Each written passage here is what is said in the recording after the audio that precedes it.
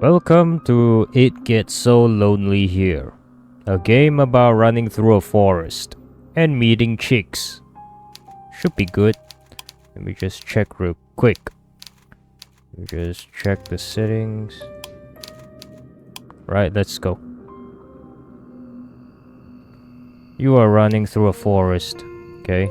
It is late at night and the sky is as black as pitch.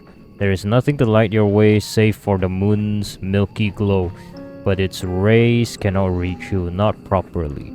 The trees which surround you, jutting out of the earth like eerie monuments to a foreign god, are blotting out most of the light.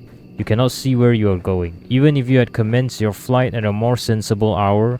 However, with the light of the sun to aid you, it would be of little use. You do not know where you are going. You have no map, no route, no plan. You are running like a frightened animal, anxious and nervy, with no destination in mind. You have no desire. As you run, safe to escape. You cannot let yourself be caught. If that were to happen, you are certain that you would be ruined. You have no choice, therefore, but to keep going on and on and on. Though your feet are screaming at you for mercy. You have no idea how long you have been running. Time has begun to blend together, it has lost all meaning. Something sharp snags at the hem of your skirt, but you do not have the luxury to pause and examine what has happened. Instead, you tug. Your skirt tears, the sound splitting through the forest, and you stumble forwards with a shocked gasp. You are free, but at what cost? Your skirt has been irrevocably damaged. Okay, so just run. Run from the monster. It might be too late to worry about such trivial matters now though. Exactly. If you do not start running again, and soon she will catch you, then your life will be over. You do not know if she is still following you, but you do not want to risk looking over your shoulder. If you were to see her silhouetted beneath a tree, looking at you with that sickly sweet smile which once ensnared you, you would lose what little nerve you possess. Your legs would lock up and your blood would freeze in your veins. Then you would crumple. You would fall, but you would not hit the ground. She would be there to catch you. Did she not promise when you made that contract that you would never be alone? You would like to take back that silly wish of yours, but it is too late for that. It is too late for a lot of things. All you can do is run. You run and run and run while icy fog swirls about your feet. It is cold enough to sap the heat from your body, and you shudder from it. It feels as though you are drowning. It feels as though you are being buried alive. Your knees and your shins, meanwhile, are bleeding. You cannot endure much more of this, but if you value your own life, you must. You run and rerun and you run until at long last you reach a fork in the road. There are 3 paths which splits off through the forest. Well, 4 if you count the path down which you came. You cannot exactly double back on yourself, though not when you have put so much effort into running forward. You can only press on. The 3 paths are signposted, which is something of a strange sight given you are so deep in the forest. Dark though it might be, you have grown accustomed to the shadows. You can just about pick out the writing on this old, dilapidated signpost, curved and slanted though it is. Your fate, if you will forgive me for sounding cliché, is in your hands. Now I wonder, which path will you take? Which path?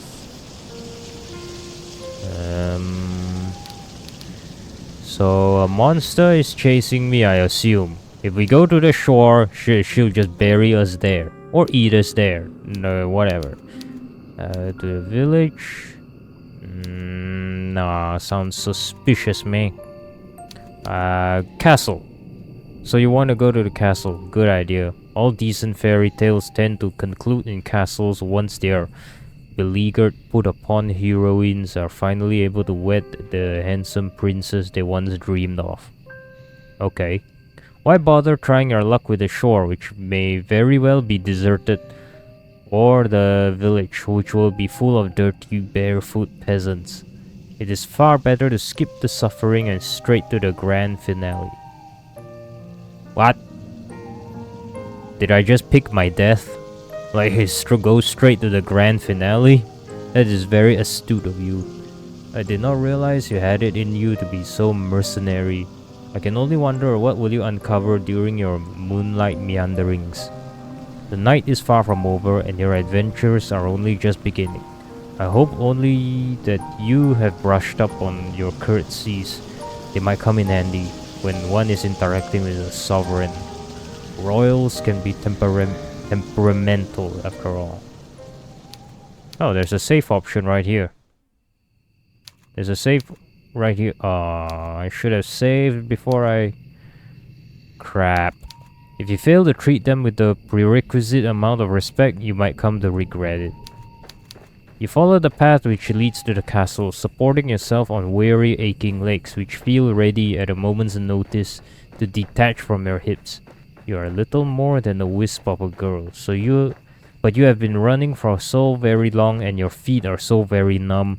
You feel like a great lumbering thing, clumsy and ungainly. The soles of your feet are screaming at you. You need to lie down, and quickly.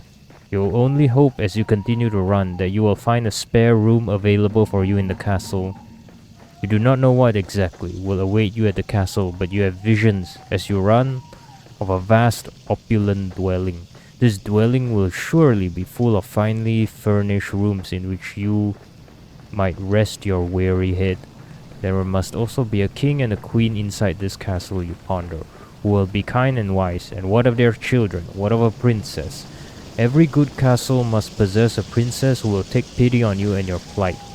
You can imagine the face of this generous princess with ease, thanks to the fairy tales you read in abundance as a small child.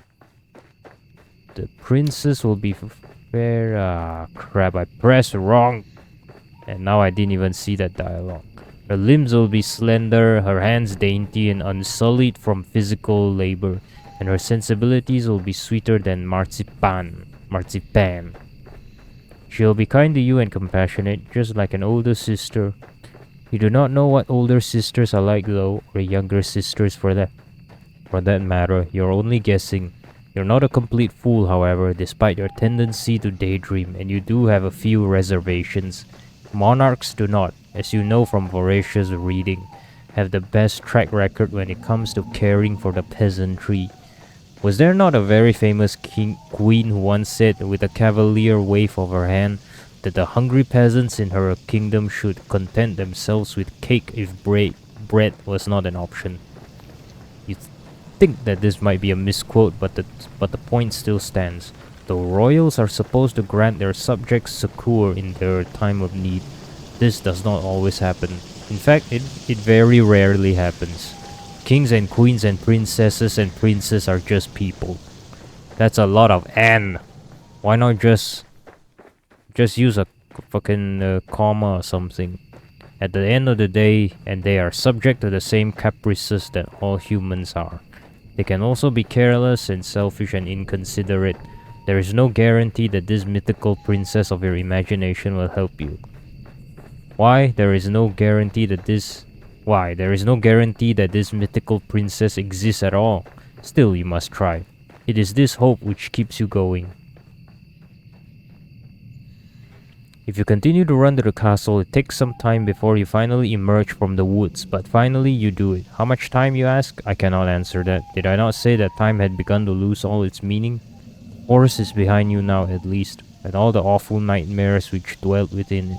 It is still cold though, foggy and very, very dark.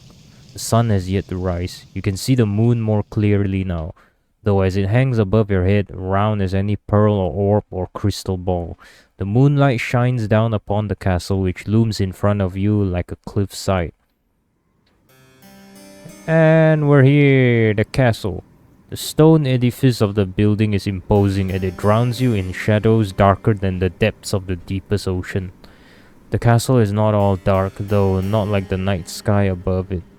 When you crane your head, you can see that there are lights flickering within in the narrow slitted windows. It will appear that somebody is home, the king and the queen perhaps. What of their servants? What perhaps more pressingly of their guards?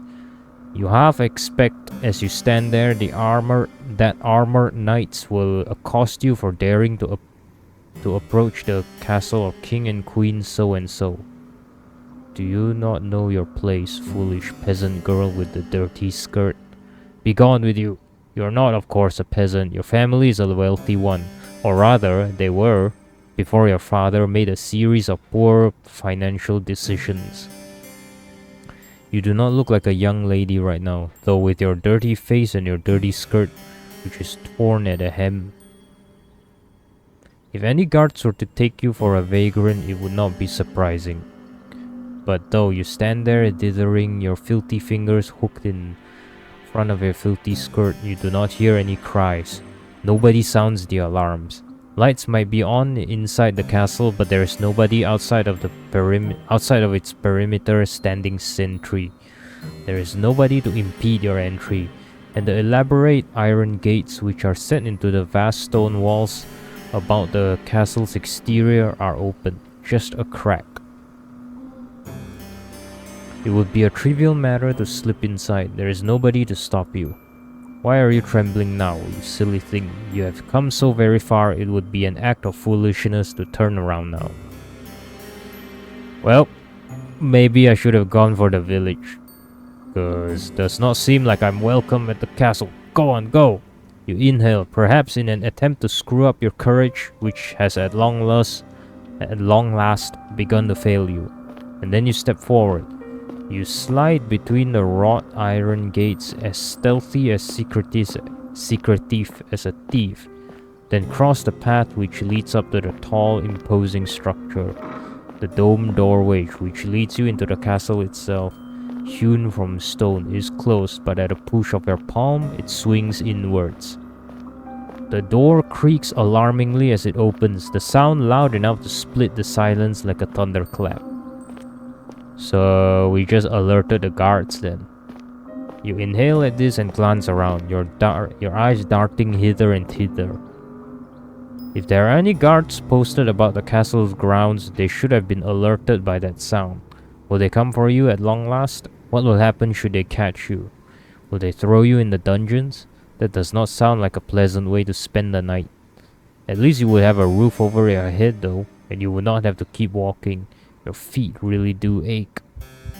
You stand there for an indeterminable amount of time, your heart pounding a panic, irregular rhythm in the base of your throat. But no matter how much time elapses, no guards come. You are thankful for your good luck, though it does make you wonder, where is everybody? Why? It is almost as if all the people in the world have disappeared. Could you be the very last human alive? You frown, then press your palm back against the door. That's creepy. You push less cautiously this time, heedless of the loud sound, which splits the silence. There is no point about worrying about the guards, not when they might very well be non-existent. Your entry to the castle secured, you then take a step forward. The door swings shut behind you, and the resultant slam makes you jump. You did not expect it. Your heart knocks against your ribs, and with wild eyes you glance about. You are standing in a vast entrance hall made of stone, which splits off into any number of passages. At the very end of the hall, meanwhile, there is a large, elaborate staircase, one of which seems to extend to the heavens themselves.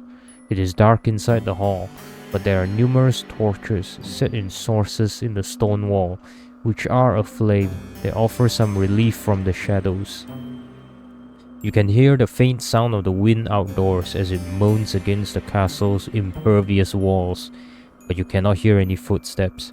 You cannot hear any voices. You cannot, more importantly, hear any people. Maybe the castle is empty. If that's the case, then who lit these torches? It is a curious conundrum. You muster up what remains of your courage and then cry out, addressing the empty hall in timorous voice which fails to properly fill up the space. Hello, you say, you're wise-eyed. Is anybody there? Your voice echoes through the vast empty hall, but it is met yet again with silence. You cannot say you're too surprised, but it is somewhat disappointing. Not one to be deterred, you try again and again, your voice growing louder with each subsequent attempt. No matter how loud your voice, however, it fails to reach any ears. If anybody is here, they do not seem to be particularly sociable. That, or perhaps they simply cannot hear you. Could they be in another room? Yes, that must be it. You will never find that pretty fairy tale princess of your imagination if you stand idle, you know. It's time to get to work. Put those legs of yours to good use. Not knowing what else to do, is there anything else you can do? You begin to explore. You examine the rooms first on the ground floor of the castle, which are of a similar scale to the impressive entrance hall. Large and richly furnished, but utterly unoccupied. After some time of aimless meandering, encountering nobody save the ghosts of eons past memorialized on portraits upon the walls, you muster the courage to ascend to the second floor. This floor too you examine, wandering through a seemingly endless series of halls, until at long last you find a door which is ajar. From between the crack in the door and the jamb you can see flickering light. Irregular, yes, but it is light nonetheless. Could it be from a fireplace? That would suggest then that this room is occupied, unlike all the others. Perhaps the kindly princess you dreamed of will be awaiting you in this room.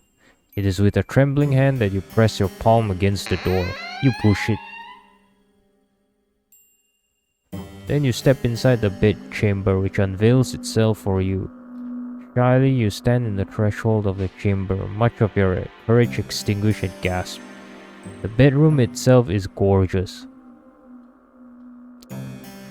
Okay, an abandoned castle with a beautiful bedroom. Okay, time to leave.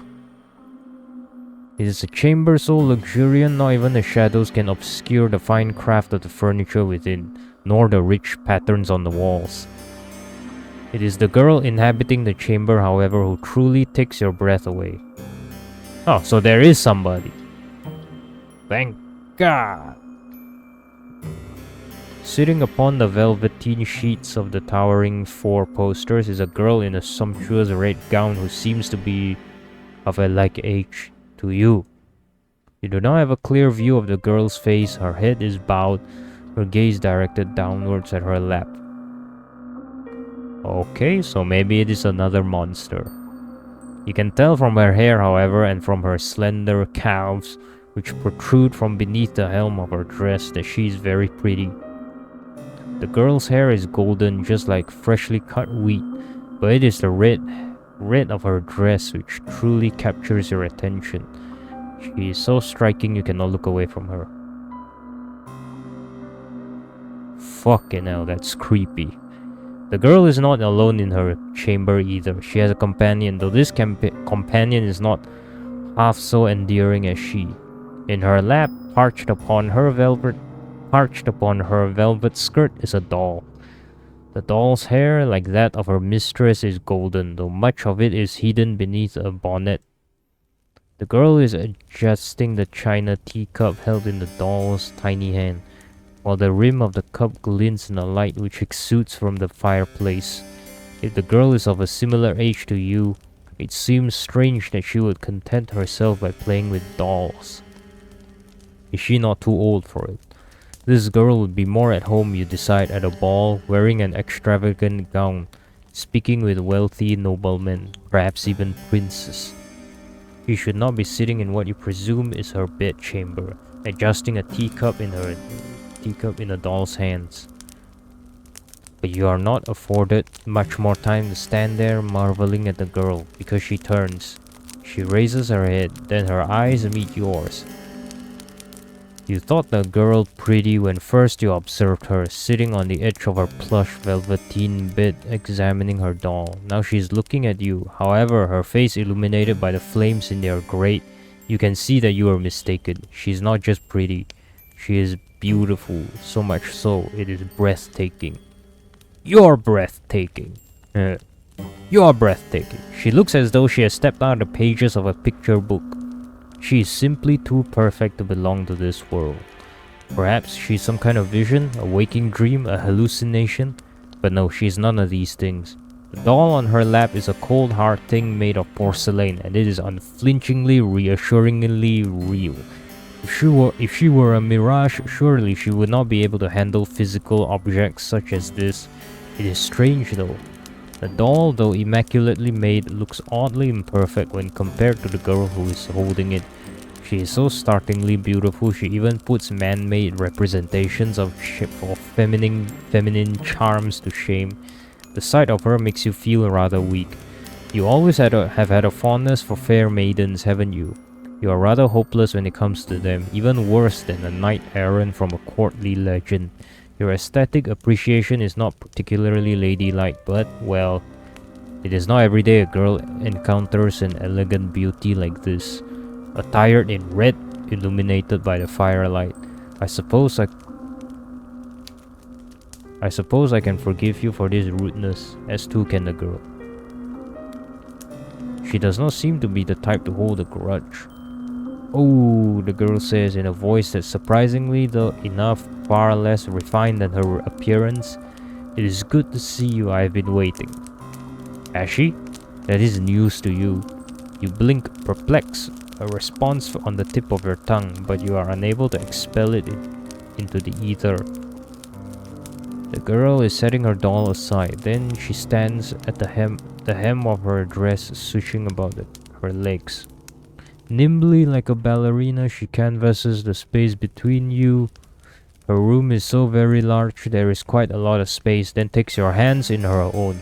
You must, the girl says, her eyes aglow with excitement, be my new lady's maid. It's been a while, but it's such a relief that you finally arrived. I knew that you would. You never leave me alone, not when you knew how long I was waiting. Oh, I'm so happy.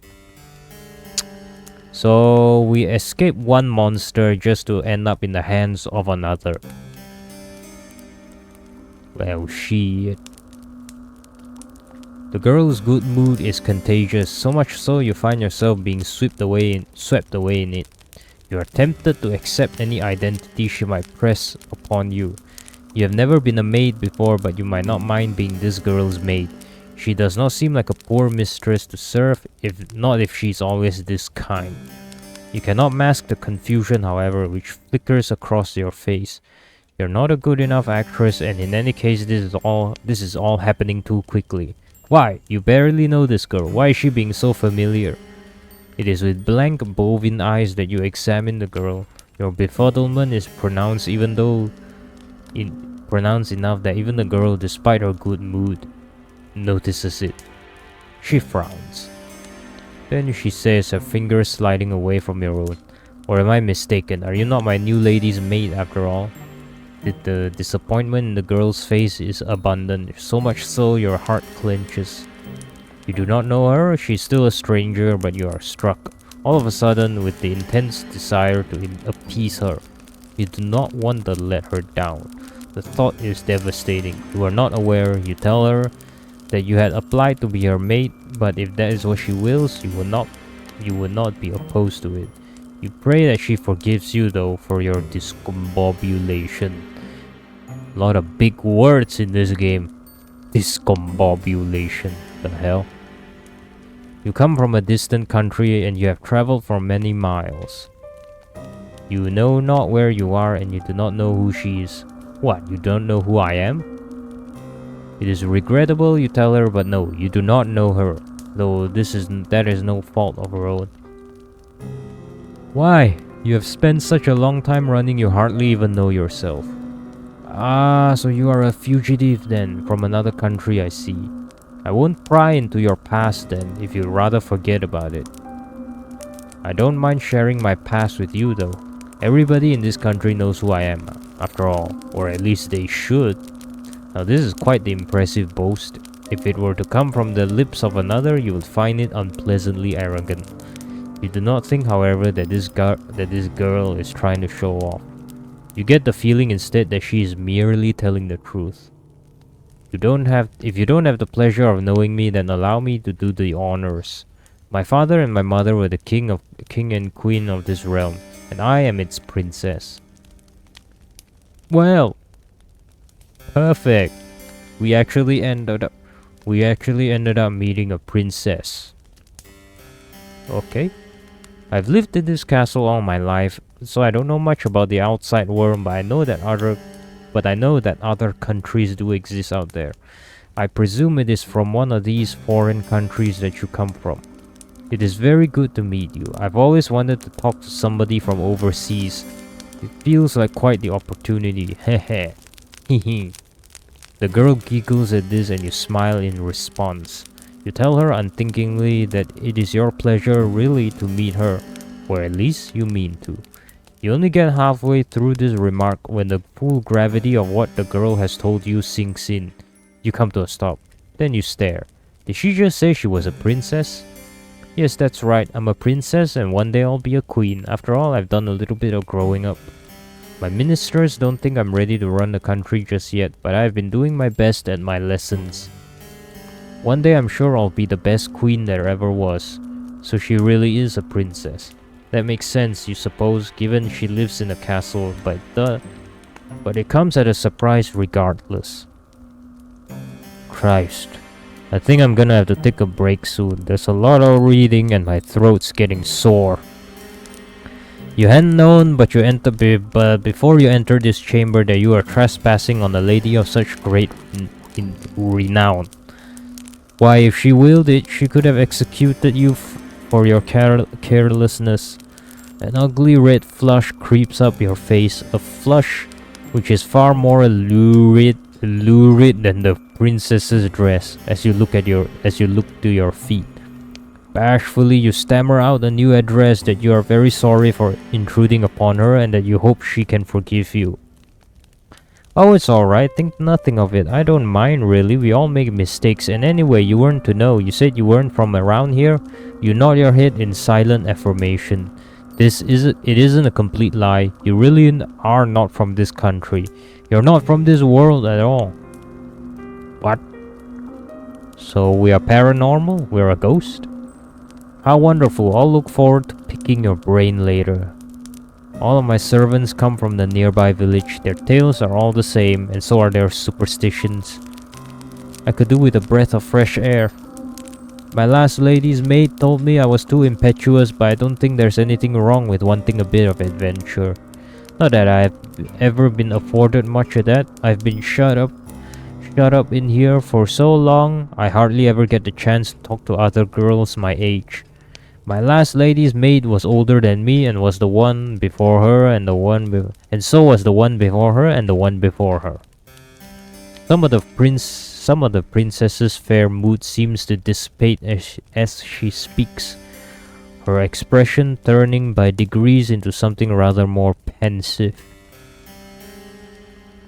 But I haven't seen any of my old lady's maids in a while, or any of the other servants for that matter. They've all disappeared. Now that is quite curious. How could a whole household full of servants simply disappear? That I don't know. This castle was full of servants once. My lady's maids and my undermaids and my scullery maids and my housekeeper and my cooks and a large retinue of retainers. Again, there's a lot of N right there. Christ. They're all gone now though. I think my ministers must have sent them away. I don't know why they would have done that though. They didn't explain it to me. But then again, they never explain anything to me. They still treat me like a little girl. It's so tiring. She said that her ministers sent her servants away. What of her parents, the king and the queen? Would they not be the ultimate authorities in the castle's hierarchy? They would, yes, if they were still alive, but they're not. They died a long time ago. I was raised for most of my life by my servants. Oh, you answer and then you flush. You hadn't known. It's alright, you don't need to apologize. I'm just happy that I have you now. I was getting sick and tired of only having my dolls to speak to. They aren't the best conversational partners. You can imagine so, yes. You doubt any doll, even one made by a talented artisan with an intelligent face is indistinguishable from a human's, would be very good at answering back. Oh no, they aren't. They're hopeless at it, really. They're so stony-lipped. You have no idea how much of a relief it is to see you. This castle is so big, and without my servants, it feels so empty. It gets so lonely here. Now that is an interesting turn of phrase. It catches inside your head like a burr. Have you heard it before? You do not have much time to ponder this, however, because the princess is speaking anew in that curiously conversational manner of hers, which does not seem particularly princessy. Maybe she learned how to speak from her servants. That would explain why her consonants are so unrefined. Oh, but listen to me, yammering on again. It's a bad habit. I really must put a stop to it. You're probably tired, dear one, from your travels. Would you like me to show you to your room? Yes, the princess announces before you can say anything in reply. I think I'll just do that. I might show you a bit around the castle first, though it's like a maze in here and I wouldn't want you getting lost. You'll be staying here for quite some time after all. The princess then hastens you to take you on a tour of her home. Fortunately, she does not show all of the rooms in her abode, and neither does she offer overly long descriptions as to what the few rooms she does show you are used for. She does, however, pause by the kitchens whereas she offers you some victuals. Once the growling in your belly has been satisfied, the princess then resumes her journey. She leads you down a dark, twisting hallway and up a series of equally dark, twisting steps until she arrives at long last before a door. The princess pushes this door aside summarily, thus permitting you entrance to a small, humble bed chamber. This chamber is not half so opulent as the grand bedroom in which the princess resides, with its resplendent four-poster and its richly patterned wallpaper. This room's ceiling is not as high, and the singular bed shoved against the wall is thin and narrow. The walls are an unassuming beige, and the floor beneath your soles is of warped wood. There is a malodorous scent too, which hangs in the air, one of disuse and general decay. You get the feeling that nobody has slept in this room for quite some time.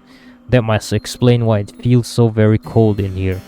Though if the princess's tour of a castle has taught you anything, that it is cold in every room in her abode. Now here we are, the final stop of our tour. This will be your room, dear one. I hope it's to your liking. The princess, despite her exalted status, looks somewhat uneasy as she observes you, her eyes upturned like those of a loyal dog's. Is she concerned about your reaction to this room? Perhaps she is afraid that you will turn your nose up at her kindness. For a princess, she is awfully eager to please. This unexpected contrast between the princess's lofty title and her ingratiating attitude makes you smile.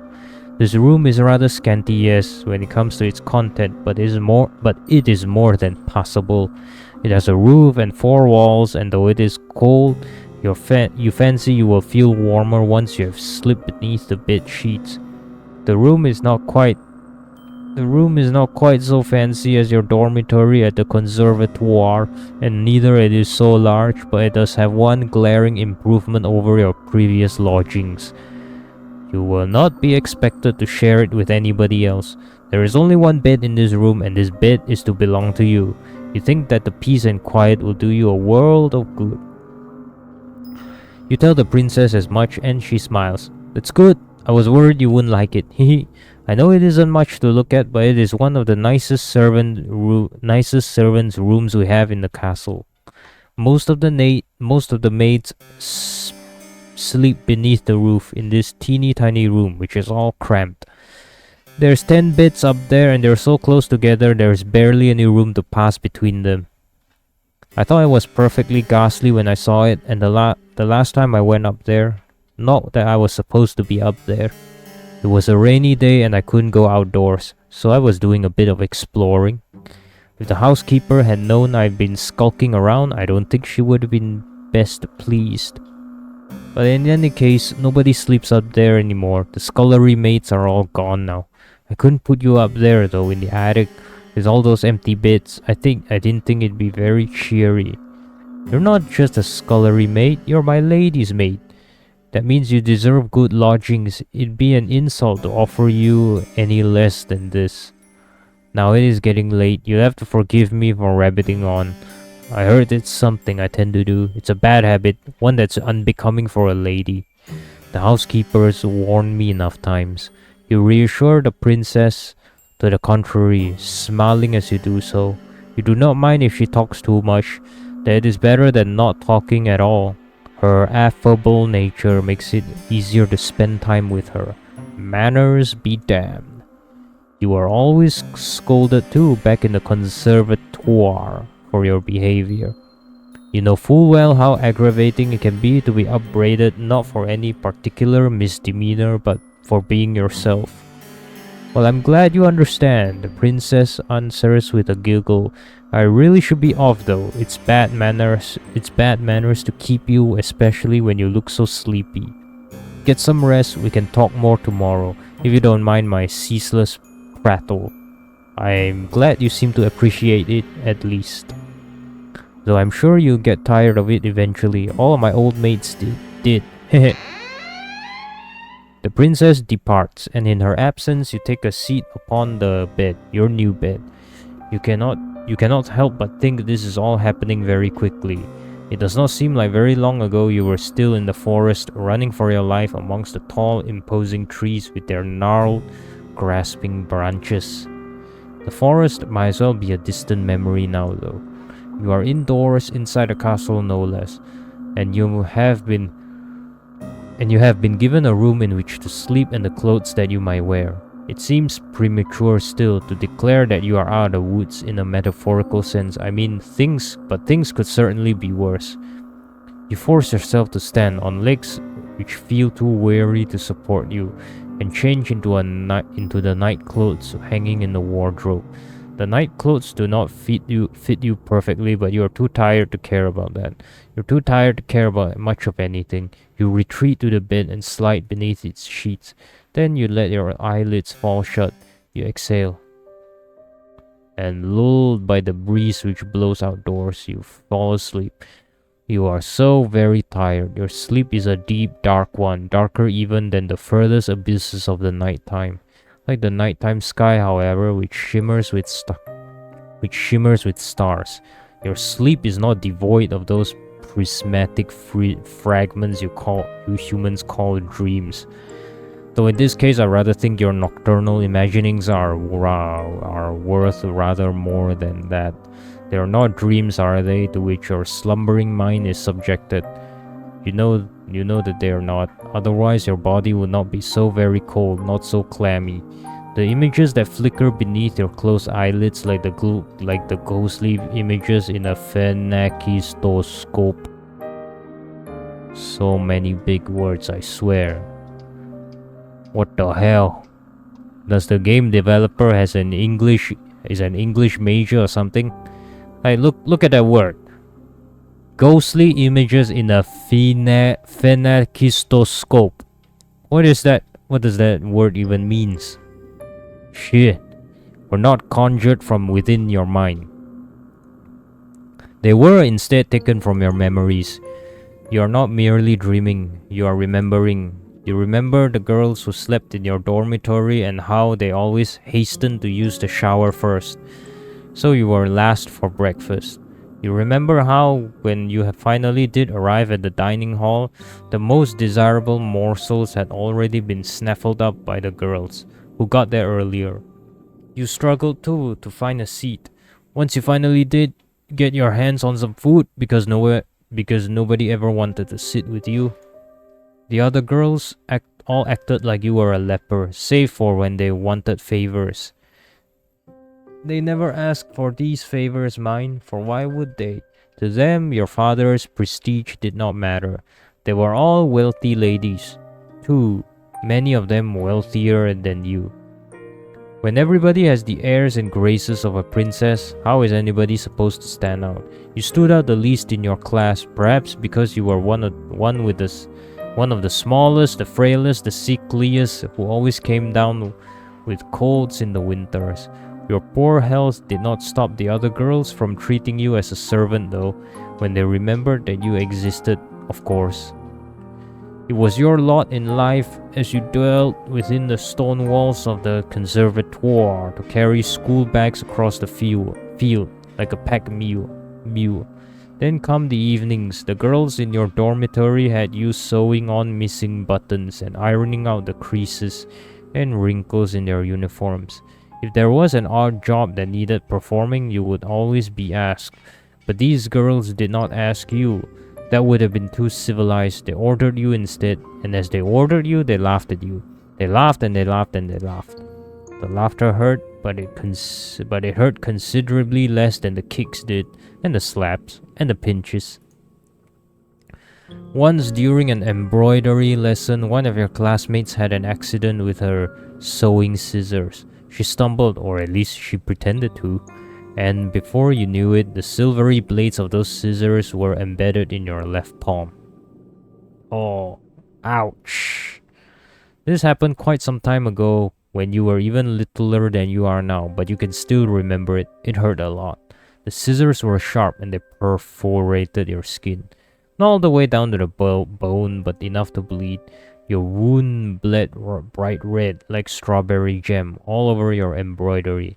Then when your professor saw it, she shrieked. Her face turned as pale as whey. The hell? Whey protein exists in this universe? And she looked for a few moments as though she might faint, though you were the one who was in pain. Your professor looked at your face. She could not bear to look at your hand, then demanded to know why you could not be more careful.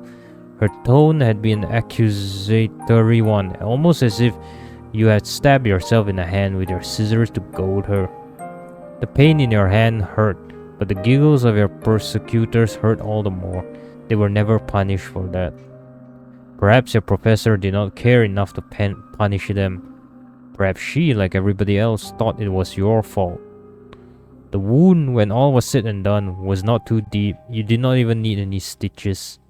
It healed well enough in time, on its own, though it still left a scar, a white raised thing like a crescent moon. You still have that scar. You do not know how much blood you lost. It seemed like a lot back in the classroom. You could smell it in the air, sharp as iron. But it could not have been that much, evidently. If your wound had been much more serious, perhaps your professor might have cared. Perhaps your classmates too would have felt some modicum of guilt over what they did. But this seems very unlikely. You know that your blood meant nothing to your classmates. Why should it? If you meant next to nothing, then the blood in your veins was even more inconsequential. You felt disoriented when you awake, at long last with the rising of the sun. You do not remember what you dreamt, but you do not think that your dreams were of a particularly pleasant nature. If they were, your heart would not be hammering so. All ill at ease, you glance around. You are lying in a narrow bed in an unremarkable room, one with dull beige walls and a warped wooden floor. Where exactly are you? This does not look like your dormitory in the conservatoire. Not unless it has shrunk threefold overnight. You are at the castle? One of the castle room? What, do you have amnesia now? Your brow furrows as you attempt to recall the events of the night prior, until with a gasp it all clicks into place. You remember now. You were running through the woods trying to escape from. You shudder. You do not want to think of what it was you were trying to escape from. You presume that you must given your hunter the slip, though because you're still in one piece, awake and alert enough to face the dawning of a new morning, you still have all your limbs and your facial features appear to be in the correct configuration. That is more than enough to be getting along with. You look to the foot of your bed, then blink, bemused at your discovery. You can see lying upon the sheets a garment, two garments actually, of black and white, folded into a neat square. What could that be, a maid's outfit? If so, it would not be too surprising. You can now recall your visit with the princess the night prior, and her assertions that you must be her lady's maid. Well, if that is the role she wants you to assume, you have no qualms with it. It is far preferable to the other role you played last night, that of a startled quarry running from its pursuer. You press your fingers against a humble maid's attire. It feels surprisingly soft to the touch, not coarse like you expected. These clothes are rather fine. Did the princess put them there? If so, that is all but the more reason to wear them. You are not churlish enough to deny her hospitality. You rise from the new bed, then undress yourself, unbuttoning the front of your plain white nightgown and setting it aside.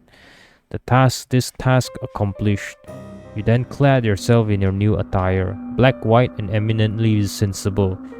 You feel very far away from the girl that you once were. Your face might be the same as always, but something within you seems to have changed. You are no longer a student, not as long as you mean to reside within the princess's castle. You would far rather be her servant. Assured of your newfound identity, you retreat from your chamber, then make way to your mistress's bedroom. The castle is a large one with many rooms, and many hallways to connect them. And for a brief while you find yourself horrendously lost. You cannot remember where the princess's bedroom is. You're beginning to feel rather disoriented when, to your relief, your eyes snag upon a stairwell which looks rather familiar. Could this be the way? You ascend these steps, your footfalls cushioned by the plush carpet which lines them. Then find your way down the very same hall you traversed the night prior. If your memory does not fail you, then the princess's bedroom ought to be... Yes, it is here. You rap upon the door but receive nothing in the way of a response. Is the princess still abed? You wonder briefly whether you ought to wait until she has risen on her own accord, but no. The sun is high in the sky and would seem a shame to let the princess sleep through the day. You ought instead to rouse her. That seems like the sort of duty a lady's maid should attend to. You enter the princess's bedroom and glance about. Her room looks much the same as you remember it from the night prior, though the ceiling seems even higher when viewed in the one morning's light. You can see that now that there are fewer shadows to impede your view, how very opulent your young mistress's abode is. Her armoire is large and imposing, as is the grate in which you will be expected to keep a fire lit during the nights. The princess herself, meanwhile, is curled on her side beneath the sheets, looking rather less grandiose than her title would suggest. She is attired in a nightgown adorned with frills, and her hair is split across her pillow like spilt gold.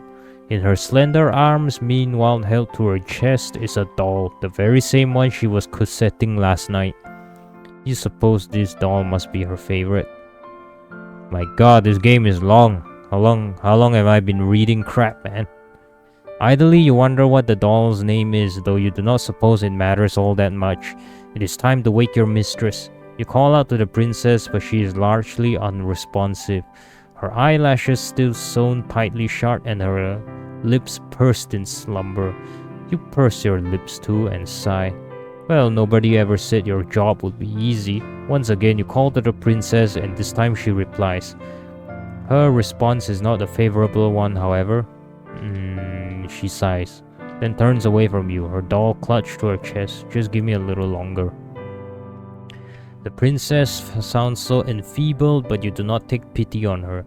If you have learned anything from the conservatoire, save for a knowledge pertaining to the respiratory tracts of fish, it is that one must be cruel to be kind.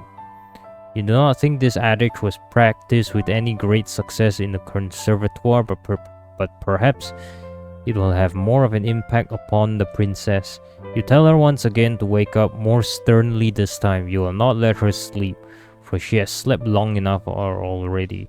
It is very slovenly, really, to still be abed at such an hour. Oh, defeated, the princess sighs. Alright, I can see that I can't twist you around my little finger. I'm up, you do not need to nag me. Once you have roused the princess from her bed, and you have put her doll to one side, you set upon her toilette. You aid the princess in the brushing of her hair, a chore to which she submits willingly like a cat might allow its fur to be brushed. You allow yourself to ponder as you run the bristles of the princess's brush through her hair. How wonderfully soft it feels against your skin. But a curious query from the princess, "Are you alright, dear one?" brings you back to your senses. You are rather lost in thought there. Look lively now. You wouldn't want the princess to catch wind of your salacious thoughts, would you? I thought you had learned your lesson about that already. Suitably chastened, you finished with the princess's hair, then set the brush aside.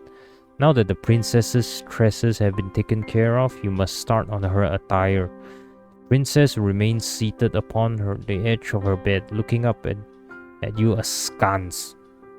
Askance, is that even a real word? She does not ask you to avert your eyes, and nor does she make any motion of divesting herself of her nightgown. It really does seem as though she expects you to undertake this task on your own. Is that alright? You ask the princess as much you would not wish to impinge upon her modesty, but she only laughs. Yes, that's alright. It's what you're supposed to do if you're to be my lady's maid. I'm used to being dressed and undressed. I'm not a bit squeamish about it. She might not be squeamish about it, but you are. You have never seen a naked woman before, excepting yourself. Even then, however, you have always dressed and undressed furtively, not wanting to examine your body longer than is strictly necessary. Aren't you a woman yourself? Why you not comfortable? You have never much liked the way that you look. You make a few more mumbled objections, but the princess sweeps them to one side easily. It's alright. I might be a princess, but we're both people underneath all of our clothes. I doubt we look much different. You're not sure about that, but you have not yet seen the princess unadorned. But you already know, to look at her face, that you are different. She is much, much prettier than you are. But she's waiting, and you do not wish to keep her any longer. You steady your nerves. Then you reach out with trembling hands and you begin to undo the buttons which run down the front of the princess's nightgown. You work as quickly as you are able, which, given how badly your hands are shaking, is not very. You fumble with a couple of the buttons, flinching as you do so. The princess, however, seems blissfully unaware of what it is exactly you are doing or not doing, for your fingers have begun to seize up with the front of her nightgown. She is not even looking at you. Instead, her gaze is directed beyond your shoulder, to the windowsill and the night and the sky beyond it. It isn't particularly sunny, but I don't think it's too cold outside. Going for a walk might not be a bad idea. What do you think, dear one? You think that you would like to finish undressing the princess as soon as possible, so you can make some progress on dressing her again. Sight of all this exposed skin is bad for your heart. Fortunately, you are able to make quick work of the princess's nightgown, despite your initial mishaps, spurred on, perhaps by your anxiety. You bid the princess to stand, or which she does, and neatly she steps out of her nightgown, her motions once again as graceful and as fluid as a dancer's. This task completed, you search hurriedly, worriedly for the princess's red dress. Where is it? You cannot find it. Sweat begins to prickle on the back of your neck. Your palms meanwhile feel uncomfortably clammy. The moments pass awkwardly, uneasily as you search, the princess standing there all the while as naked as the day she was born. Why did you not find her day dress before you stripped her of her night one? What a fool you are. The princess, noting your panic, giggles, then says, "Are you looking for my dress?" "Yes," you replied, your face flushed. "This is what you were doing." "I thought so. I did wonder. Before you started undressing me, why you not ask where it was? Maybe it slipped your mind?" "It had slipped your mind, yes, to your shame. You are too busy trying not to fixate upon the princess's bared skin to think about how best to conceal it." "My dress is in my armoire," the princess says, glancing over to the aforementioned piece of furniture. That armoire of hers is an intricately carved wooden structure, large enough, or so you estimate, to fit in to fit inside it enough dresses to attire a whole ballroom's worth of princesses. I like to wear the red one, it's my favorite. Would you be a dear and fetch it for me? I don't want to rush you, but it's rather cold in here, especially when I'm still naked. She raises a good point.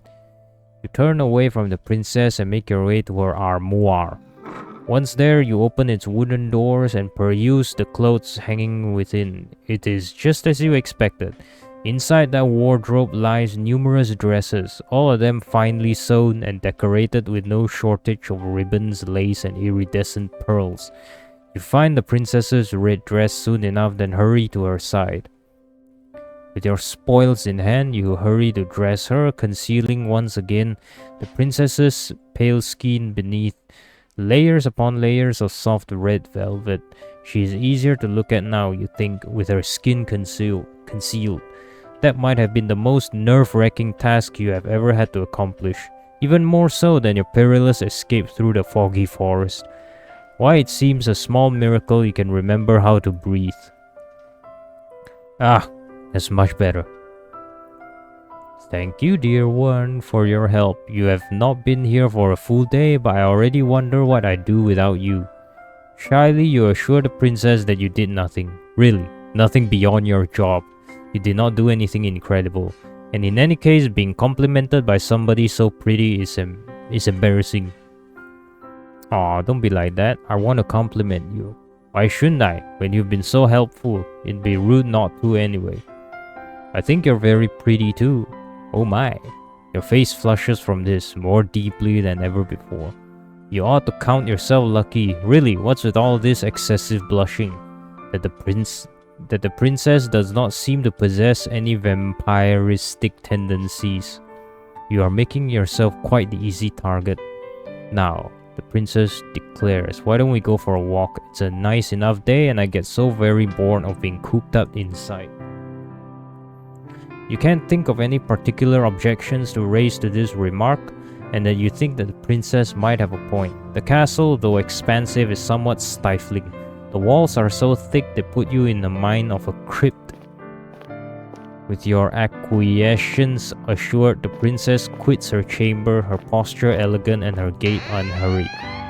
She seems not to walk as she navigates her way through the seemingly endless hallways of her home, but to float like a cloud. The hem of her dress swishes around her legs and her hair shifts like a shroud. The castle's courtyard, meanwhile, is sadly lacking in comparison to the princess's beauty. The courtyard is fenced in by the castle's walls, which look in the stark midday light, tall and imposing, faceless soldiers standing sentinel. Though the sun is out, it is not particularly bright, neither it is particularly warm. The courtyard itself, meanwhile, is in a state of disarray. The flower beds are in shambles, all overgrown with weeds. It is all rather depressing. The princess's castle might be grand in scale, but the courtyard itself is simple, hemmed in into a claustrophobic degree, like a coffin. The princess, however, seems not to share your dolorous mood. She instead looks elated by her newfound surroundings, her smile unwavering. She gambols about like a lamb, flitting hither and thither as she examines the weed-infested flower beds. Her frolicking comes to a cease, however, by a bush. One is full of bright red roses. Oh, how very pretty. Do you not think they are gorgeous, dear one? The flowers are not too disappointing, you suppose. They make for a fine spectacle, in fact a welcome splash of color when contrasted with the dullness and the drabness which permeates the rest of the courtyard. Though the other flowers in their beds are wilted, withered things, it is not so for these roses. They are rich, bright red, just like blood. Their heads so full they seem almost to droop beneath the weight of their own engorged petals. They are pretty in a sense, but there is something unsettling about them too, something that is almost obscene. How did those roses become so very red? What has been sustaining them? Could it be possible that these roses have been draining the life from the other flowers which are struggling to grow within this garden? It is a fanciful thought, but... Oh, they are simply divine. Looking at these roses always lifts my spirits. They really are my most favorite flowers. I simply must pick some of them. Perhaps I can use them to decorate my bedchamber. It could use a bit of color. The princess reaches out as to pluck one of the roses free from its resting place amongst its brethren. You watch her, your breath bated, anxious that this gesture might result in perforated flesh and bright red blood. But the princess is not as clumsy as you fear. Of course she is not. Who did you think she was? You? Rather than worrying about the other people, you would be better served if you were worried more about yourself. The princess holds her newly pilfered rose to her nose and inhales, her eyelids falling shut as the flower's sweet scent washes over her. A few moments of silence pass. Then the princess begins to toy with the petals which adorn the flower's crown. Now let me see. I wonder what fate has in store for me. She loves me. The princess plucks a petal from the flower's overburdened head. She loves me not. The princess continues with this childish incantation, all the while stripping her rose slowly and methodically of its petals. Why am I having such a hard time pronouncing words? The hell? These petals flutter about the princess like bloody snow. The princess's voice, meanwhile, echoes throughout the courtyard, even more melodic than the strains of a pianola. She loves me not, she loves me, she loves me not. The princess's fingers, however, hover over the final petal which crowns her nearly denuded flower. Then with a triumphant smile she declares she loves me. I knew it. You watch the princess, amused by her girlish good cheer. The little mantra she has been reciting is one that you are familiar with. The girls at the conservatoire also used to engage in this little game, the younger ones at least, who believed that a fairy tale prince would whisk them away. You might have participated in this game for yourself, but when you were a child, but you never pinned your hopes and dreams on a handsome prince. Your interests in princes have always been minimal. When it comes to fair princesses, though, well, that is a different matter altogether, isn't it? Pleasantly, you ask the princess whose love it is she wishes to court, a query which makes the princess giggle. Oh dear one, who else would I be thinking of? Naturally, I was thinking of you. How convenient. I like princess and you like me. Naturally. He says it so easily as though you ought to have suspected as much. And indeed, part of you did. You wanted to believe, yet part of you was afraid too. Oh my god, this game is so goddamn long. I'm actually dying from reading. Like, jeez, end this game already. Fuck, how long has it been? I think it's been over an hour I've been reading. You do not want to be arrogant enough to assume that the princess might care for your affections. You begin to blush, your cheeks almost as red as the roses, while the princess laughs. She laughs and she laughs and she laughs, her voice clear and sweet like a nightingale's song, as though you are the funniest thing she has ever seen. You never liked being laughed at when you dwelt within the walls of the conservatoire, but it is different with her. You have not known her for all that long, but you are already entranced by her, ensnared. She has you wrapped around her little finger. Oh my! The princess's laughter tapers off into a series of giggles as smiling she wipes her eyes with the back of her hand. As you guys cannot tell, I'm getting tired. I think I've been reading for like an hour.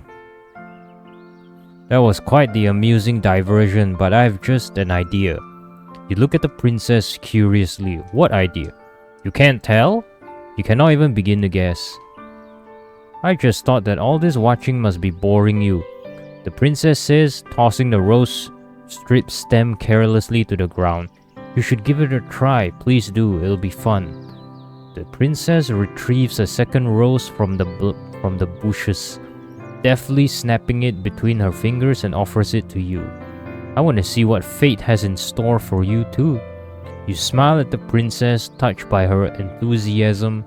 Indulging in childish games like this might not be the best use of your time, but the princess looks so very determined you would not wish to hurt her.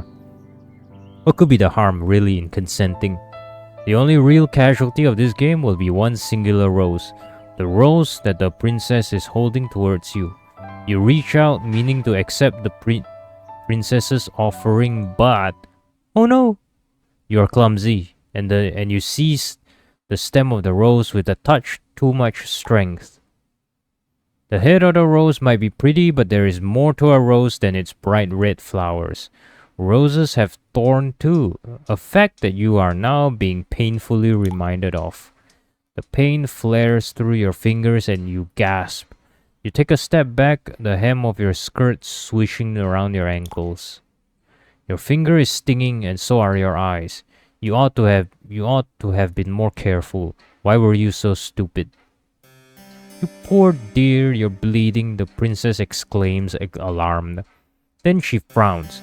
This is all my fault. If I had not suggested this silly game, this never would have happened. Please, let me take care of you. And how is she gonna do that? Perhaps she means to take a handkerchief from her pocket with which she might staunch your wound. Princesses tend to carry handkerchiefs around with them, don't they, silken ones? How else would they give brave knights tokens of their gratitude, once these aforementioned knights have successfully slain dragons? Princesses can hardly dispense kisses as favors.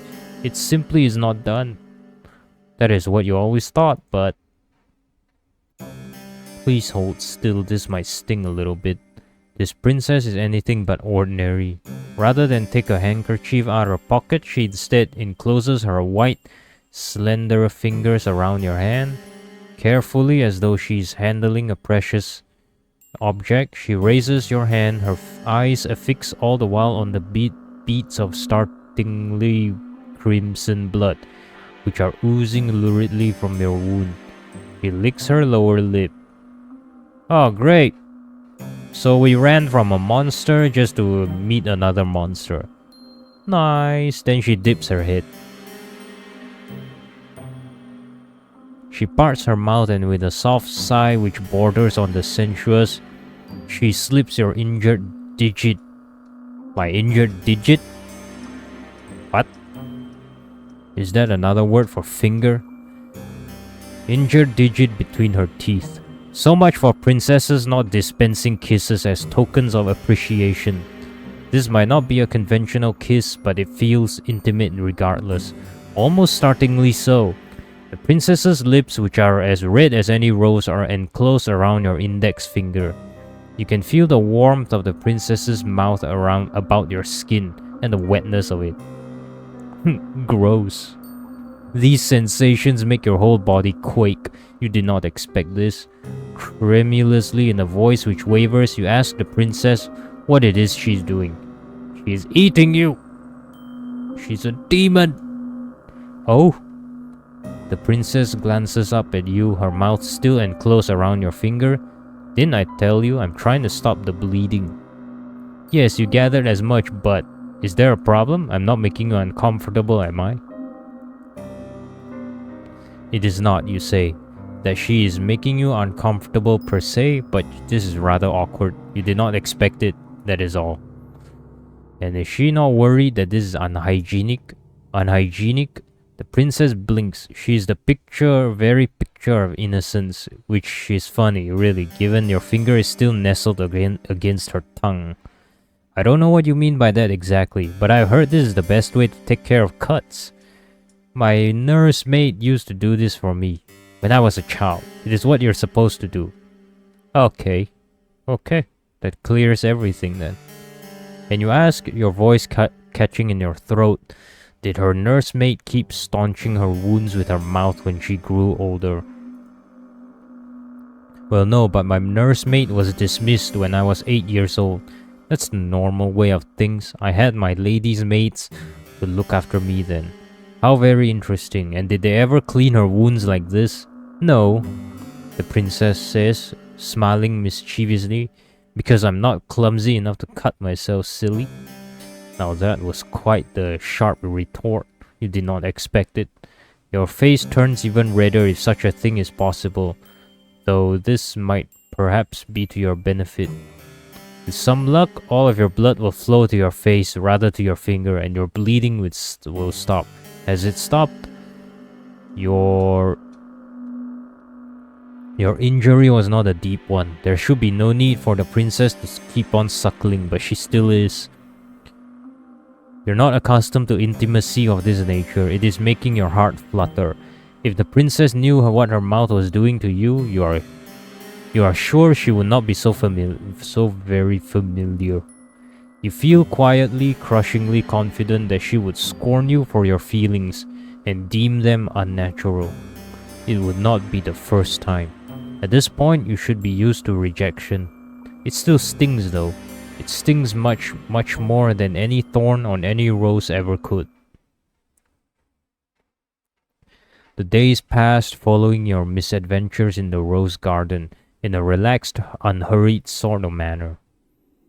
Your mad dash through the forest is beginning to feel like a distant memory, so much so you can scarcely recall the raw, naked fear you once felt as you fled for your life. There is no running to be had while you are working for the princess. You would have nowhere else to run, and in any event, there is no longer any reason to run. The shadows which once tormented you have at long last begun to recede. You can scarcely recall as you lay down in your bed the petty cruelties you were subjected to by your classmates at the conservatoire. They no longer matter. Your attention is focused not upon yourself but upon the princess. The more time you expend with her, the more you come to care for her. You have become quite besotted with her, but you are yet to realize it. What the hell does besotted means? Big words. A lot of big words. Well, I never. How very ignorant can one girl be of her own feelings? The princess is not half so ignorant as you are, though despite having spent her whole life within the palace walls, the weight of her own feelings are not unknown to her, and during one stormy night she chooses to make them known to you. You are in the princess's chambers later, perhaps, than you ought to be. Later than is strictly appropriate. Later than is strictly appropriate. It is dark outside and there is little save the light of the moon to alleviate it. That and the fire which crackles in the grate. You have only just finished stoking that very fire and now you rise. You look to the princess which is lying in her bed and you bid her a good night, as you have many nights past. With a neat curtsy you turn to leave, but the princess's plaintive voice gives you a pause. Wait, dear one, do not go just yet. Perplexed, you pause, then look back at the princess. Though she is smiling, her expression is unusually wan. Is she alright? Oh, I'm sure I'll be fine, but it's just nights like this, you know, which makes me feel a little out of sorts. And what, you ask, does she mean by that? Only that it is very cold and very dark, and it is very windy. Besides, I'm afraid there'll be a storm later. It was awfully cloudy earlier when we went out for a walk. The princess is not mistaken about that. The sky when the pair of you promenaded about the gardens earlier was grey and steely. The wind bitingly cold. You can hear the wind rattling mournfully against the panes in the princess's bedchamber. The princess's castle is built of stone and it is well fortified, but even with the fire it is rather cold. You do not like to think of how much chillier by comparison it will be in your humble bedchamber, which is not fortunate enough to have its own fireplace. It might sound childish, but I've always found it hard to sleep on stormy nights like this. They make me feel uncomfortable. You look at the princess with no small degree of sympathy. No longer clad in her bright red dress, she looks oddly, uncommonly vulnerable. Will she really be alright, all alone in her oversized bed in her high-ceilinged bed chamber? You know it is silly of you to contemplate such a query. Why would she not be alright? There is nobody in the castle to hurt her. But still, you fret for her. As her lady's maid, it is your job to fret for her. You would never want your mistress to feel unhappy.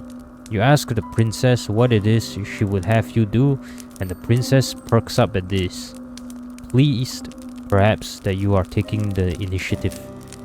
I wouldn't like to take up too much of your time when it is so very late, but would you mind sitting with me a little longer and reading to me, provided that you can, of course? This is a fair enough question, but your pride bristles regardless. Hastily, you reassured the princess that yes, of course you could read. You are a poor student in many aspects at the conservatoire, but you had something of a gift when it came to the literary arts. Reading books is all you have ever been any good at. Oh, I see. I suppose I should have known. You're so incredible. I sometimes wonder if there's anything you can't do. Haha.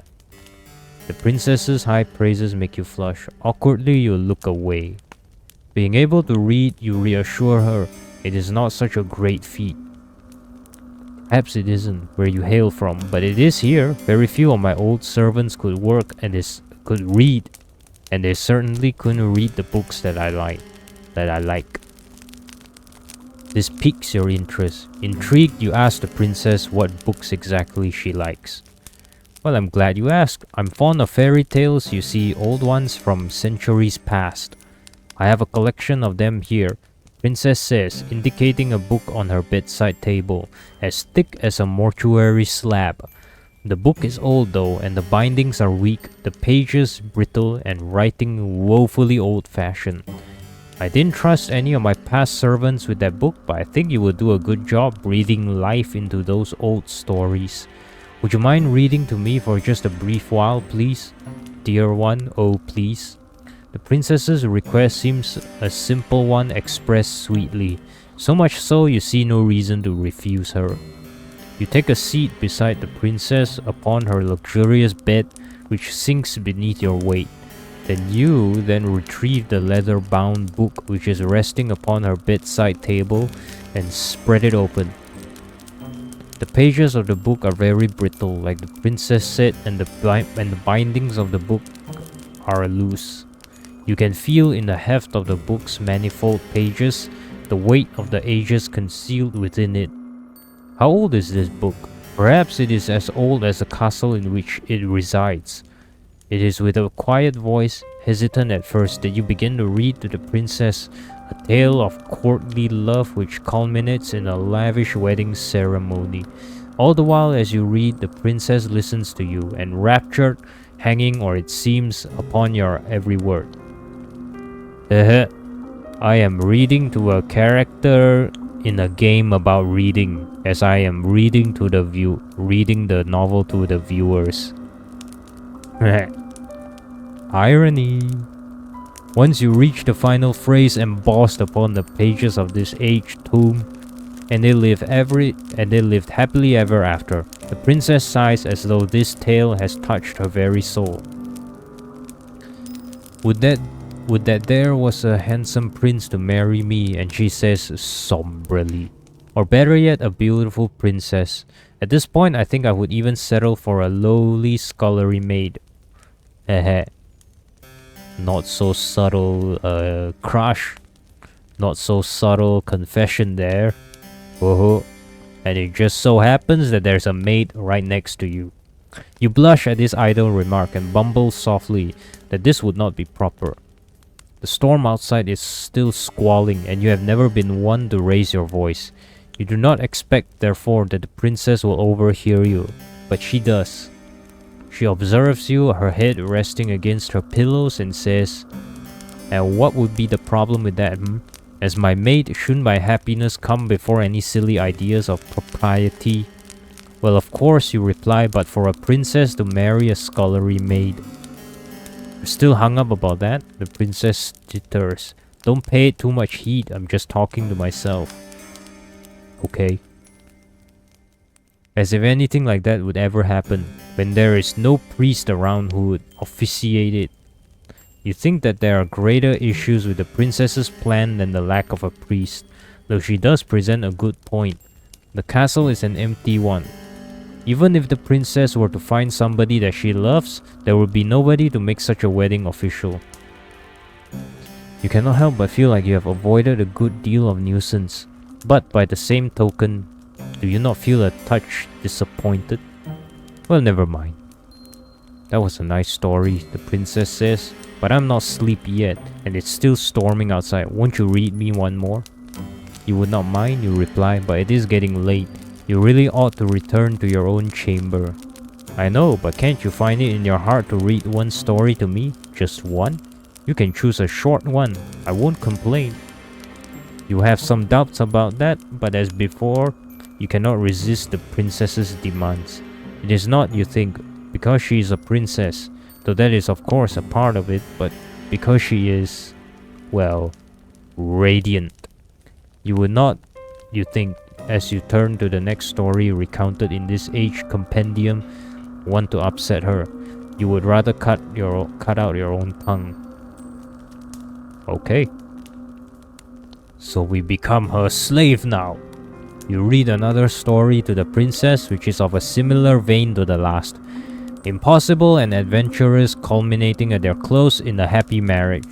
This tale delights the princess just as much as the tale you read prior, and she begs for another, then another. One bedroom story soon becomes 5, and even then, when the candles which flicker on the princess's bedside are close to guttering out, the princess is not satisfied. Like a grasping, greedy child, she has never heard of moderation. When she wants something, she seeks to glut herself with it. Her only request that of more. If she were less comely, perhaps her inability to adhere to the word no would have seen as a character defect. The princess is very comely, however, and so when she makes her next request, you almost agree offhand, without considering the ramifications. I think I could go to sleep now, but the storm is still raging. I feel so lonely on my own in this big empty bed, so... I know. The princess's eye light up like the night sky in a thunderstorm. Why don't you sleep with me? Hell yes, do it! You stare at the princess, your eyes wide as goose eggs.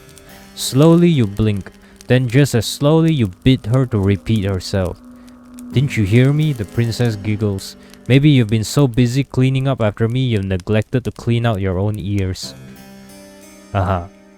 Okay. Okay. Princess, okay. I said, dear one, would you like to sleep with me? Yes, absolutely. Sleep. If that is the question she truly means to ask, then it is easy enough to answer. Of course you would like to sleep with her, it would be an honor. But would it really be alright for you to accept such an invitation? It must be a gross breach of protocol surely for a lowly domestic such as yourself to share a bed with a princess. You sit upon the princess's bedside, fretting while she observes with wide beseeching eyes. She's waiting. Well, what's the matter, dear one? Why do you tarry so? Could it be? The princess's lower lip begins to tremble. Don't you want to lie with me after all? The sorrow present in the princess's voice and in her face makes you feel awfully guilty. Hurriedly, you console her. You tell her in no uncertain terms that if she truly wishes to partake in your company, then you have no qualms with it. Why would you? Well then, don't just stand there dilly-dallying silly. Come and join me, come. And that is what you do, after returning briefly to your own chamber to change into your nightgown. Once dressed, you waste no time in returning to your impetuous princess's side.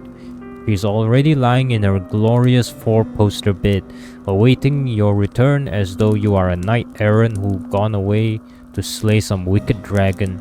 The princess giggles when she sees you. In your haste to change, you have made a hash of the buttons. And she bids you to come closer. Let me fix that for you, silly. Oh no, you say, I couldn't possibly let you do that. I am but a servant after all.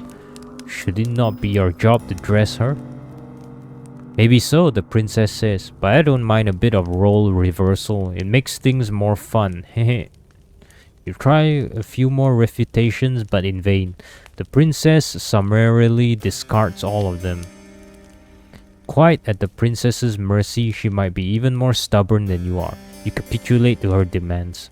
You let the princess unbutton the front of your nightdress, then rebutton them.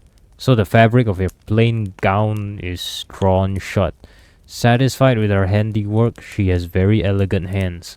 The princess draws back and pats the mattress beside her. Now come in, it must be horribly cold out there, but these sheets are warm. Coyly, the princess smiles, and so am I. You feel warm yourself as you slide into bed beside the princess.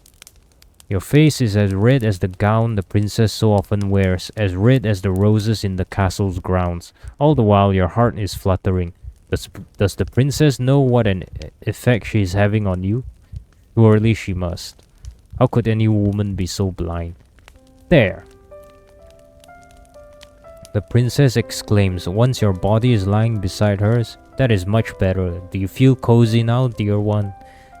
You swallow, and with a shaky voice you reassure her. Yes, you are cozy. You are quite cozy indeed. Very good. The storm might be raging outdoors, but it can't get us here. I know when I'm with you, I'll be safe. It is strange, but the princess reaches out and then takes your hand in hers, twining your fingers together like a chain. When I'm with you, I feel so very light. It's as though nothing in the world can hurt me. You make me feel safe, so I want to make you feel safe too.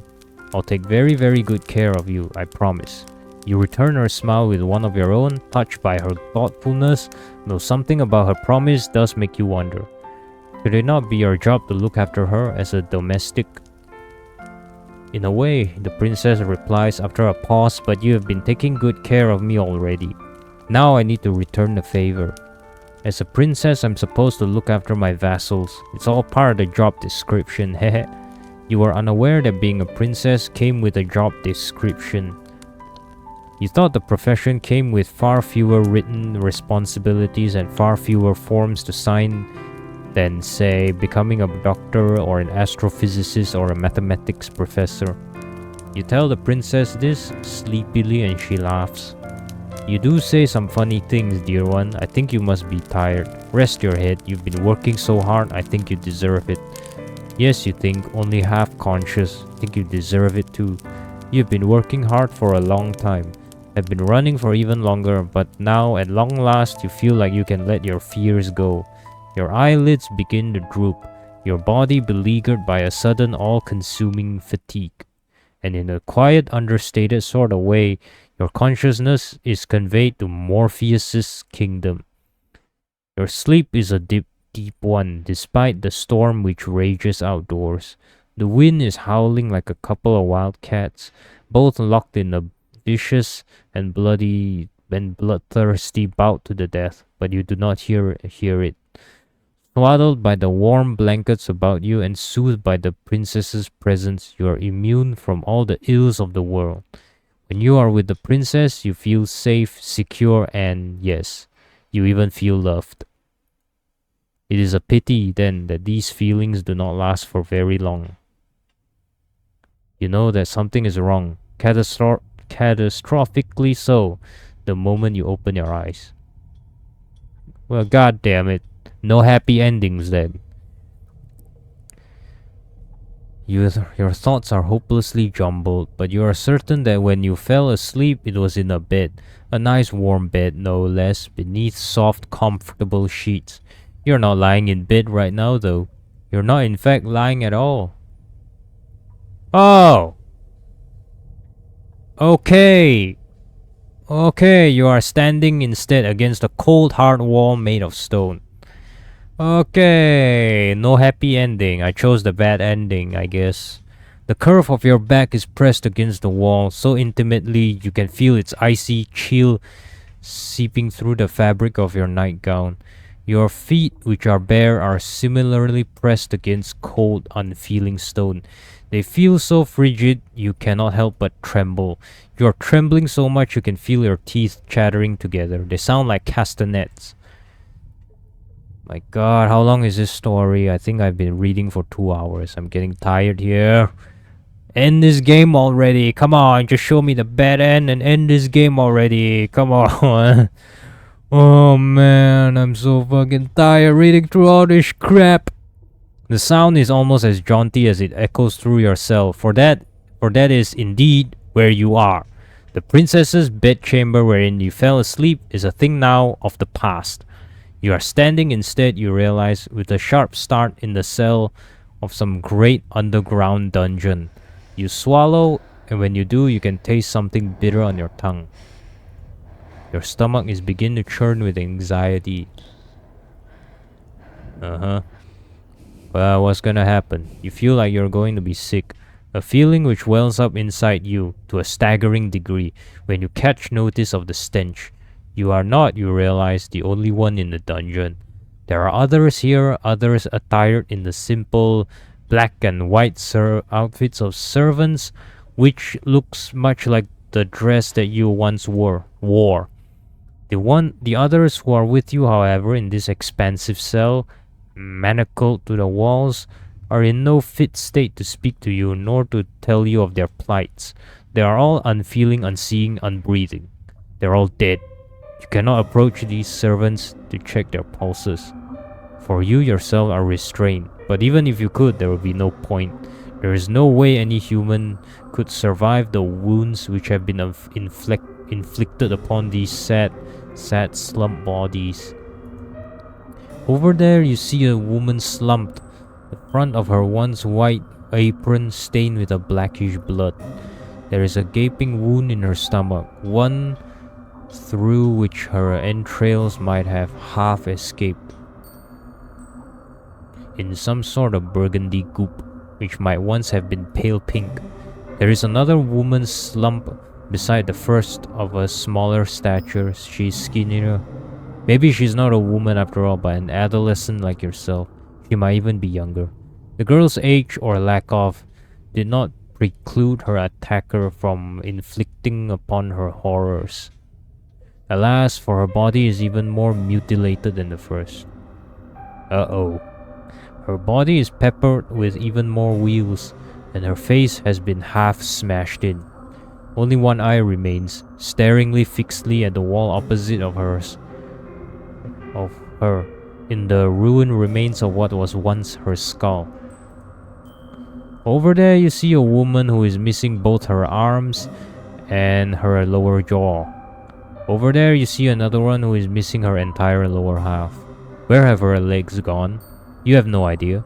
The injuries inflicted upon these bodies are ghastly, but their advanced decay is enough to turn your stomach. You know not how long these carcasses have been lying down here, but they have begun to putrefy. You fear a similar fate might befall you should you stay here. You need to escape. Fitfully you struggle against the manacles which bind you, but alas, it is no use. You cannot free yourself from the walls.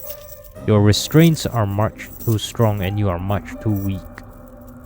Panic rises up in your throat, cold and icy, while terror seizes your heart. This too glacial. It is obvious that escape is impossible, but still you squirm and writhe like a rat caught in a firestorm. There is little point, however, to your struggles. You succeed in nothing as you attempt to free yourself, save making the steel manacles dig into your abused wrists more sharply than ever. You gasp. That hurts. Well, you ought to have known that would not work. The very definition of insanity is, performing a set of action over and over again, hoping for a different response. In that sense, perhaps one could argue optimism is not so very different from insanity. Now that is an interesting point to consider, would you not agree? No, evidently not. You're still trying to escape, you foolish girl. As if that would do you any good. The clangorous rattling of your steely restraints is rather Starting to get on my nerves. You are making enough noise to raise the dead down there, in your dark dingy cell. And all your screaming is hardly helping matters. I wish that you would cease this infernal racket, but I know that you will not. Nothing I say could ever get through to you. Not that you have ever listened to me in the first place. Perhaps you would listen to her though. Is she not your kind, considerate mistress? Oh, hello! Look who it is! Look now, she has come all this way into the dark depths of the castle's cold, inhospitable dungeon to see you. Is that not kind of her? Oh, dear one, the princess trills, entering the dungeon with a series of light lilting steps. It would seem like you have finally awoken. How are you? Based on all that infernal racket you've been making, it would seem like you have no shortage of energy. Balefully, you turn your head so as to meet the eyes of the princess. She is standing but a few paces away, beneath the roughly hewn stone arch which bids one entry but rarely ever an exit to the dungeons. The dungeons are dull and drab, but the princess is wearing her favorite red dress. It is so bright and brilliant that for a few moments it hurts you to look at her. Once the red of the princess's outfit made you think of romance. Now it makes you think of violence. You must forgive me for leaving you down here for so long. That was unfair of me. I did think of waiting here with you by your side until you awoke, but... Once again the princess giggles, a light, airy giggle which does not at all suit the situation in which you have found yourself. Dungeon is not a fit place after all for a princess. It is horribly cold here and so very drab, and there is nowhere nice and soft to lay my head. I could have brought my pillows down from my bed, I suppose, and my blankets, but then they would have gotten dirty and that would be a disaster. I need to be more careful. I won't have anybody left to clean up after my messes soon. Not when I have dispatched of you. Once again the princess laughs. Her laughter is light and lilting, like the chiming of a silvery bell, but it does little to alleviate your concern. If anything, it makes you feel even more alarmed. Did she say that she meant to dispatch of you? Yes, that's right. Could you not tell? I thought you might have figured that out already after waking up in a dungeon, silly. Still smiling, the princess takes another step towards you. Would that you could, you would cringe away from her, but you cannot. You are completely powerless. The princess reaches out and places a hand upon your cheek.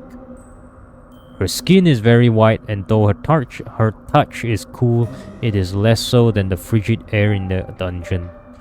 Though your body is aching, the princess's touch is gentle, and you find yourself leaning into it subconsciously. You wish she would keep holding you. You wish she would keep touching you. Okay.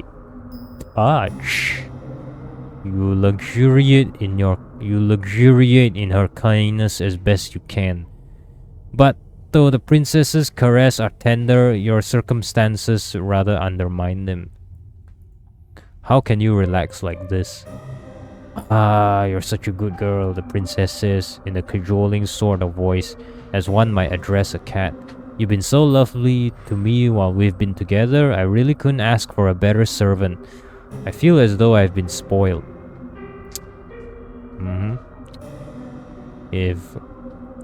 Why then, you ask her, is she doing this? Improbable though it sounds, she must be the one who chained you up. There is nobody else in the castle who could have committed such a feat.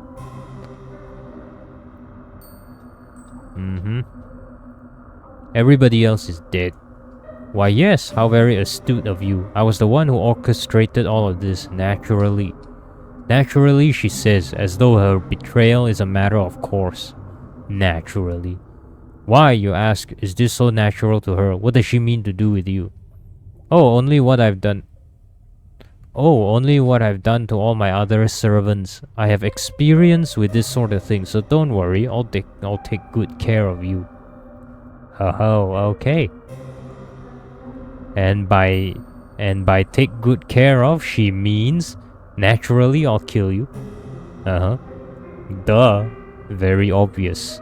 There it is again, that word, which seems grossly inappropriate given all which has transpired. Naturally. There is nothing natural about this. Do you not think so? The princess examines her expression ponderous. It is natural to me, even if it isn't natural to other people. This just feels right. Imprisoning her servants in the dungeon and letting them die?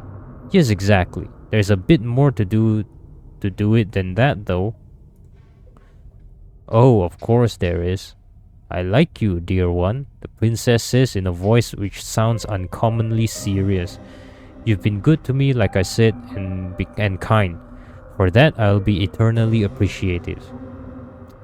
If that's the case, can you let me go so we can go back to bed and do the kissy kissy? You have been so good to me, in fact, that simply being with you is not enough. Not anymore. Okay.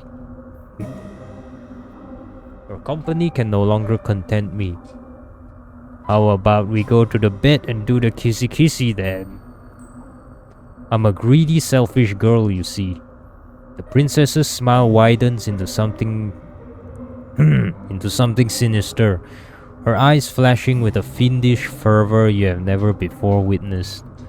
And I don't want to feel you beside me. I want to feel you inside me.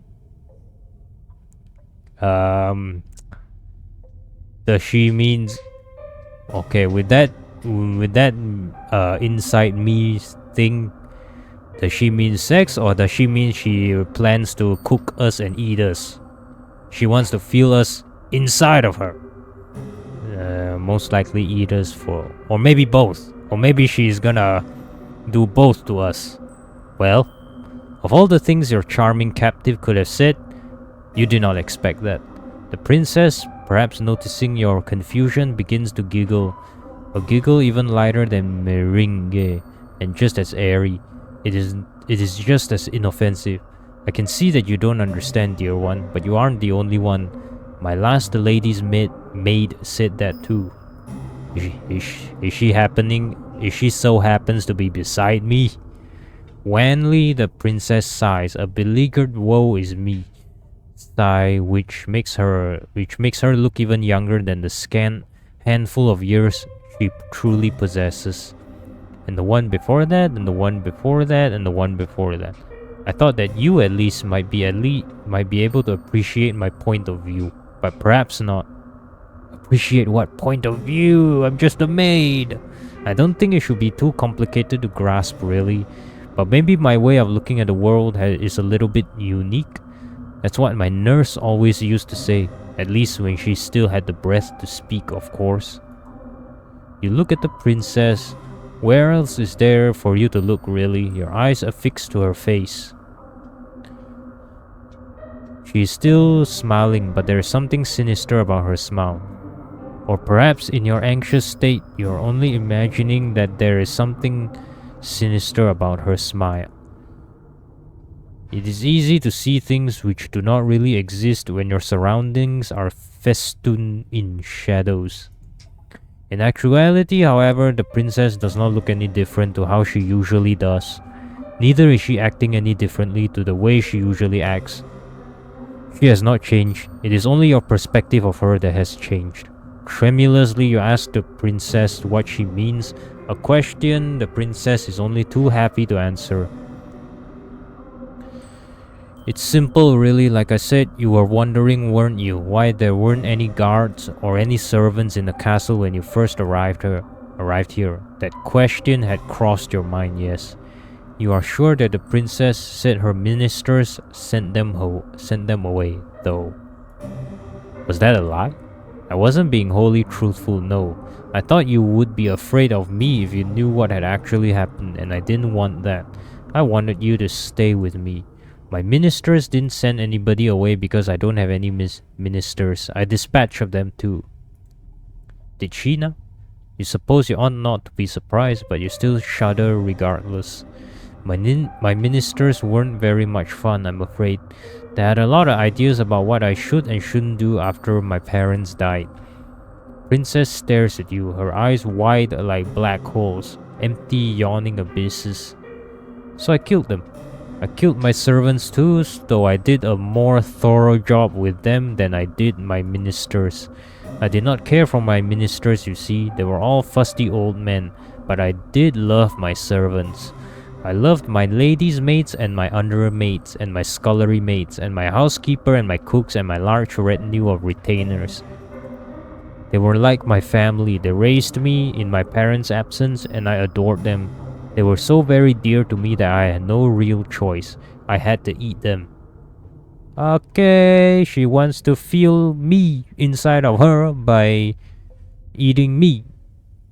But does she mean eating me alive? Could you do the mercy of killing me first? Can you do that much at least? Like, I've been a good servant, aren't I? At least do the mercy of putting me out of my misery first, will ya? Does that follow? Not logically, no. Why, you ask the princess, your voice trembling, would you eat the people that you love? Seems a poor way to repay them for their kindness. Well, why wouldn't you eat the people that you love? I don't think there could be any greater way of showcasing one's gratitude, unless you have any better ideas. How about you let me go and we go back to bed and do kissy kissy? That'll be a better way to show love. You weren't expecting the princess to turn the tables on you quite like this, and dumbfounded, you stare at her. You know precious little about love yourself, so it is hard for you to form a convincing rebuttal, but you muster up a few token arguments. You tell the princess that eating people isn't very nice, and neither is it strictly legal. A better way to show your gratitude to your servants would be with increased wages or increased holidays. I think the better way would be that we both go back to bed and do kissy kissy.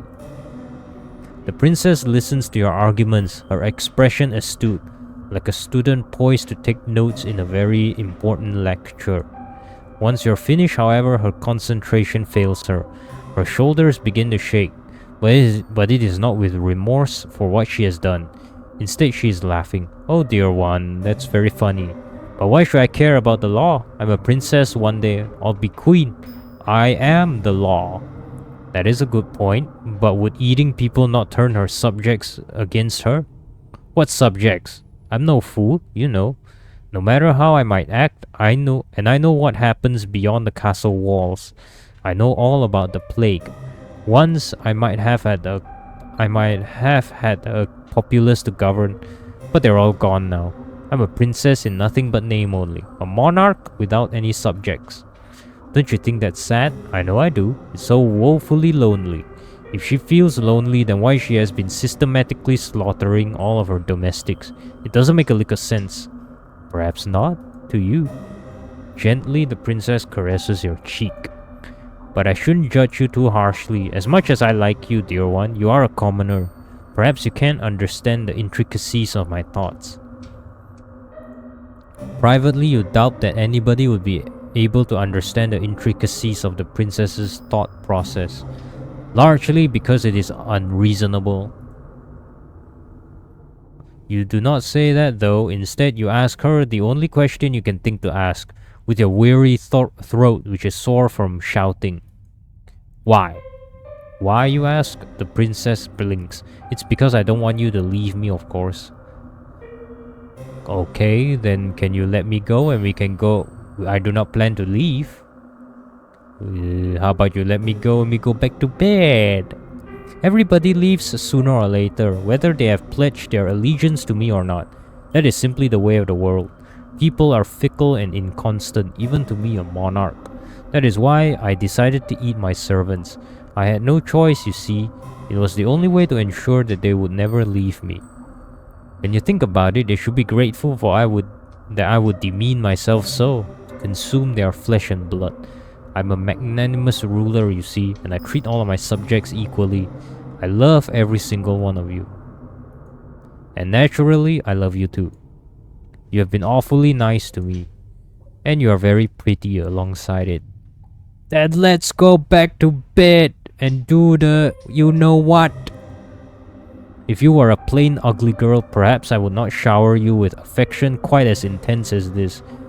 But you've captured my heart. I think you're lovely. Okay, thanks. But can you let me go? So I'll bestow upon you the highest of honor I can conceive of. I want your body to mix with mine. Then we can stay together forever and ever. The princess leans in. You can feel her soft silken hair brushing against your cheeks. You can feel too the warmth of her breath as it ghosts against your skin. It is cold in the dungeon, but the princess's close proximity is, perverse though this might sound, something of a comfort. Her eyes are white and her lips are so red. My god, end this story already. Just go back to bed. Pretend this is a nightmare. Because I'm getting so tired. I'm so tired of all this reading, man. Her smile, meanwhile, is so sweet. I've been doing my best to fulfill the role that fate has dictated for me, but really, the princess exhales. Her eyes, which are boring into yours, are like two dark tarns. Finally, you think you can see. In the alarming lack of light, the lack of anything, in the princess's gaze, some degree of humanity. It gets so lonely here. Lonely. Gee, I wonder why. Maybe it must be because you ate every single one of your servants. But this brief flicker of understanding which passes between the pair of you is soon cut short. The princess dips her head. She parts her lips, which are as red as the petals of a carnivorous flower. You feel the princess's breath against your neck. It is warm in the icy chill of the dungeons and you shudder from it.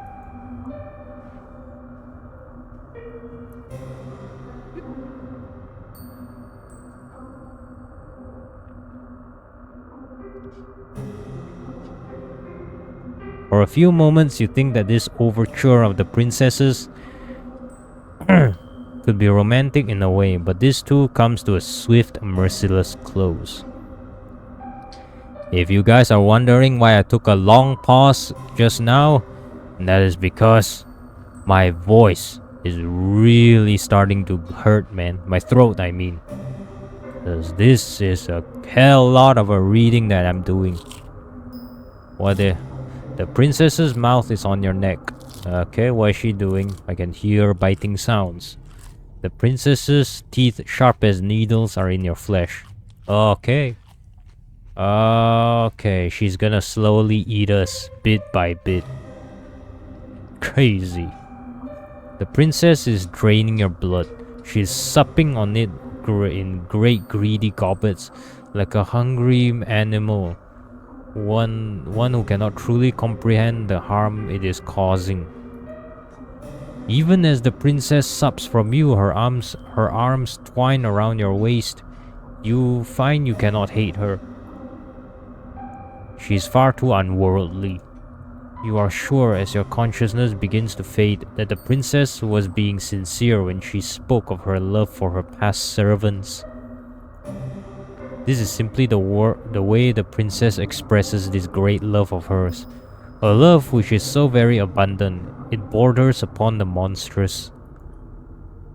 It is a love you never thought that you would ever experience. This love of the princesses eclipses anything that you have ever known before. It eclipses sanity. It eclipses reason. It eclipses all notions you might once have had of right or wrong. The princess, as you know full well, does not care about such concepts. You have always possessed a stubborn core, nestled beneath your weak-willed exterior, but the princess is even stubborner than you are. In the face of her love, you have met your match. The princess draws back desperately. You gasp for air, but she does not give you any quarter. As before, she dips her head, her red lips redder still with your blood, then splits apart her jaw. Her teeth, which are impossibly inhumanely sharp, glint wickedly like knives. Then she tears out your throat. In front of your nightgown was white once, now it is red. There is so much blood, you can smell it when you inhale, sharper than metal. It is so potent, you can taste it on your tongue. You try to inhale, but this task proves to be beyond you. What with the twin perforations that have ruptured your skin? Your attempted breaths, when they escape your lips, sounds like sad, sorry wheezes. Your whole body, meanwhile, feels as though it is on fire. You make for quite the sorry sight indeed. But you'll forgive me if my sympathy is limited. You did bring this upon yourself, you know. You reap what you sow, and in your case, you made a series of bad decisions which led to your untimely demise. Now, what do you want to do? Will you accept this fate of yours and rest in peace, or will you try to fight against it? And I think we should save. Oh my god, this is the first save we ever did for after so long. I think this is the part where we have to make decisions. Okay, what can we do? Accept your fate, fight against it. Fight! That is a good answer, I must admit it. I like it. It is impressive how defiant you can be, even in a situation as discomforting as this. Now, try not to cry. Keep your chin up. This is but a minor setback in your story. Like all fair maidens, you are deserving of your own happy ending. You need only the strength to try and seek it out. Why don't we give this another go? Just try not to ensnare the hearts of any more monarchs, particularly those with unusual appetites. You are destined for far higher purpose than being an entree, and there are vastly more enjoyable ways to be eaten in this world. Okay, far more enjoyable ways to be eaten. Yes, obviously, yes. I like to be eaten out in a different way. Your fate is once again in your hands. Now I wonder, which path will you take? Again? Another decision? Ah, what? Oh. What? Oh. It's over. Oh no, it's over. It's so I died? So I died getting eaten by the crazy guy, by the crazy princess. Okay. Let's try. Let's load it again and see what happens. What if I accept my fate? What, really? You're fine with being eaten alive in a dark, dingy dungeon, then being left to rot? That does not sound like a very satisfying ending to this particular narrative. But if that is what you want, then so be it. I do not mind indulging you. That is what I've always done after all from the moment we first met. Are you talking to me? Like, is the narrator talking to me? I have dedicated myself tirelessly to answering your wishes, and this is no different. Do not be so foolish to think, though, you can escape me, even if your life's blood has mingled with that of the princess's. I am not going to relinquish my hold upon you that easily. I did pledge, after all, to remain by your side. Come what will, fire or flood, fire or food, I will never leave you. You will never be lonely again. It gets so lonely here. Okay, what is this? Is this the credits? Is this the end?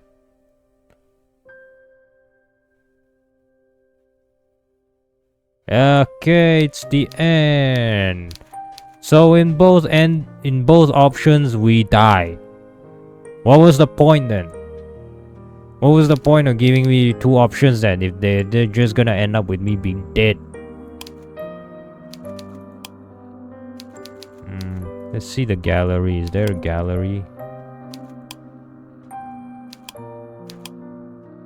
Okay, full image of us being chained. Isn't that great?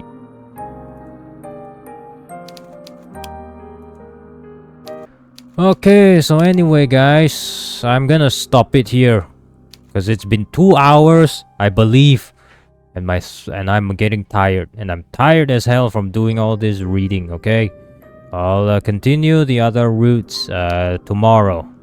Okay, bye bye. Video over. I'm gonna go sleep now. Gonna go rest. Gonna go touch grass. Do anything other than looking at this.